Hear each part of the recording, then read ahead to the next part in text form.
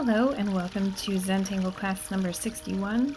We have our summer library program starting on the 14th, so today we are going to go with animal prints. We're going to do all kinds of different animal stuff. So that does start on the 14th. It's for children and adults, and our theme this year is Tails and Tales. So we also do have live class on the 17th. So I'm going to switch to a pencil here after I've made my shape. And on the right side, I'm going to kind of draw a little peacock head. It's going to do up towards this top. So I'm not going to do it, towards the middle. So the peacock head and neck should kind of take, actually, I'm going to just switch the head here. So I'm going to do a little bulb on the bottom of his head and then kind of zig back down. So the head and neck should take up the majority of the right-hand side. The beak will come off of the section. You can certainly put all of this inside of your box if you prefer that look instead. So I'm going to draw this over in ink. I recommend you do the peacock head in pencil if you haven't not done that, just to be sure that you kind of get the look that you want or get it in the right place. Again, the beak and everything else can be inside of the shape or the box, whatever it is that you have. You don't have to have it hanging over like that. I'm going to do his little feather comb, and I'm going to have that go beyond the lines of my box as well. You can do whatever you'd like for that. You can make it realistic, you can make it really funny or kind of wild. It's up to you.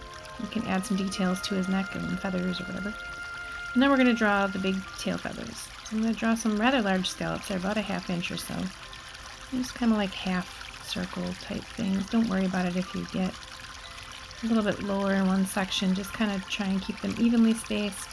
Now you have to imagine, I'm just going to use pencil here, imagine that this loop comes through there between his neck, so that you can get the spacing of the ones behind it correct. I'm going to go, my next row is going to go from half point to half point, right here to here, on top of each of the previous scallops. So this one will kind of go behind his neck a little bit. You won't really see that, and then I will have one on the other side. I'm going to go back and finish the beginning. So now I'm going to keep copying this exact same scallop edge. My pen's not working very well, sorry about that, until I get through this whole entire side.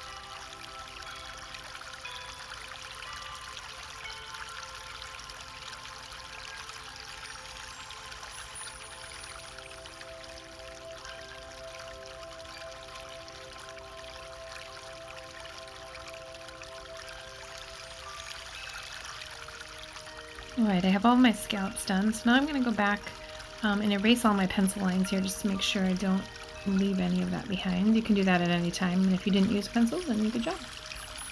So now inside of each of these scallops, I'm going to draw a really thin, if I can get my pen working again, really thin little border on each one of these. I'm just going to do this entire first row to kind of show you the pattern, and then I'll be quiet and we can just draw together. So it's just going to have that double line there, and right at the top I'm going to put a circle in each one. It should not go all the way down. It's not super small, but it's not super large, so it probably takes about half the distance there. Right underneath that I'm going to put a straight line, and now on each side, on the right side, I'm going to flank my little feather lines out to the right here, and they're diagonal. They don't touch each other, and the spacing is entirely up to you. On the left side, I'm going to do the same thing. If you have a very large design, you might want to make sure that your feather lines line up. But if you are like me and just like to doodle, it doesn't matter if your feather lines line up because nobody is going to check. So you kind of just draw them to the left and to the right on a diagonal. And then right behind the circle, you just add those little, however many little lines you need to fill in the rest of that feather. That's the basic detail of the feathers themselves. You can add a whole bunch of different things. You can make different shape feathers. It's up to you how you want to draw your peacock feathers, but this is the way that I saw it. So now I'm just going to be quiet and we're going to just finish off our peacock feathers.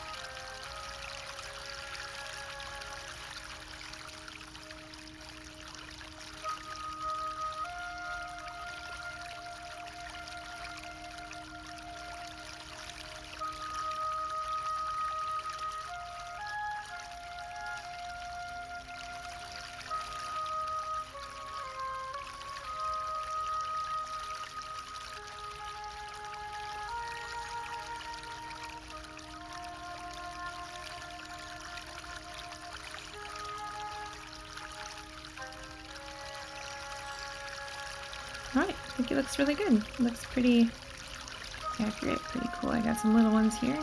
So there you go. Nice little way to do peacock things. You can change that white circle to black, or you can add another eye inside of there. You can add color, any kind of thing you want. So the next one we're going to do are some tiger stripes. There's different ways you can draw tiger stripes. You can kind of imagine that you have a line going through your section and you draw your pattern in from the left or the right. I'm just going to do it all the way across, as you can see on the left here. I'm just going to do kind of some random tiger stripes here. So some of them are going to go all the way across the space. You can do it, of course, horizontal or vertical as well. I like to draw diagonally, I guess. So then I'm going to have some, you're gonna color those all in. I'm just going to draw a couple more, and then I'm just going to keep drawing my pattern and fill them in later. You can have some that only come a little ways across, and then another one that joins it from the other side. So you can really change up how you want. There's really no rhyme or reason to tiger stripes. They kind of just are wherever they are. So you can make it look whatever looks good to you.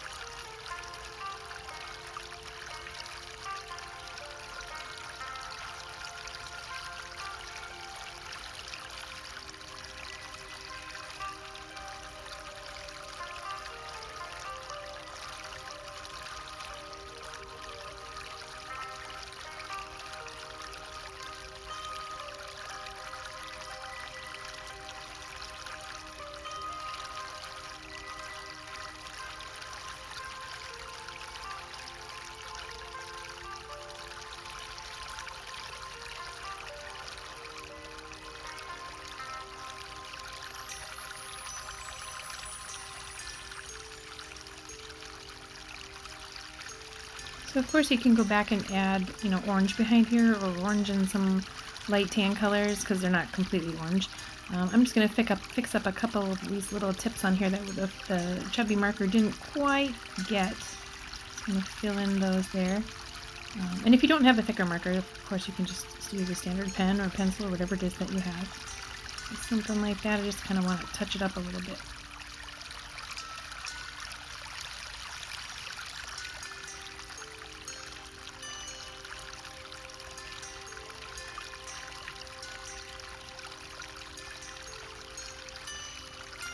It's pretty fun. I got a couple little ones over here. Right, perfect. Well, not perfect, but I like it. So now the last one that we're going to do, it's an animal with a tail, of course, but it's a little bit stubby of a tail. So I'm going to draw a little bit longer box. You can draw, again, whatever size you want. The reason I'm going to do a longer box is because the pattern on this one's just a little bit bigger, and I want to be able to showcase more of it, I guess. So somewhere in my section, I'm going to kind of just pick somewhere in the center here. I'm going to draw a hexagon. So it's a six-sided shape there. And I'm actually going to switch to my chubby marker. If you have one, you can certainly do that too. Or you can just take a pen and kind of thicken up this border, or these border lines, these outlines. You're just going to stack a bunch of hexagons. It's kind of like a box turtle shell, where they kind of have these little hexagons kind of running down the middle, and then the side pieces sort of come up. So I have, the reason I made my box longer is because I want to have 3 hexagons. And again, like that bottom one is not perfectly accurate as far as the dimensions. A turtle shell is not 100% straight, so don't worry about it if your hexagons are a little wobbly or whatever. Now inside of each hexagon, get my pen going here. Inside of each hexagon, we're going to basically just continuously replicate this pattern. You can obviously see I'm drawing on the left that I am not drawing these very straight. I'm just kind of sketching them, just sort of, they're a little bit wobbly. They don't touch each other, but they just keep going around. So you do not need to have this meticulous hexagon shape repeated. You can just kind of do a sketchy type of line inside each of these. So we're just going to continue to basically redo this shape until I get all the way to the center. And then I'm just going to color that in. You can certainly do it however you like. There's lots of different turtle shell designs, but this is the one that I like.